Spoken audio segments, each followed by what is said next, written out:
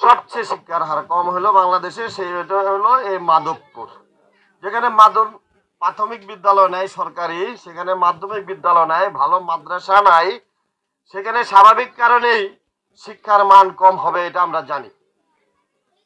তো আমাদের বিএনপির ভারপ্রাপ্ত চেয়ারম্যান আপনাদেরকে সে হাজার হাজার মাইল থেকে আপনারা জানেন, আমি প্রশাসন সহ আমাদের ইউনো মহোদয়কে, আমি আপনাদের সাংবাদিকের মাধ্যমে আমি ইউনো মহোদয়কে বলবো যে আপনি এসে আমার ডিসি মহোদয়কে বলবো, নারায়ণগঞ্জ ডিসি মহোদয়কে বলবো যে আপনারা সব শহরে বসে থাকেন, আপনারা থানার প্রাণ কেন্দ্রে বসে থাকেন, কিন্তু আপনারা শহরের রূপগঞ্জের প্রত্যন্ত অঞ্চলে যান না, যেন আপনাদের কানে পানি যায় যে আপনারা এই স্কুলটা এসে দেখে যাবেন।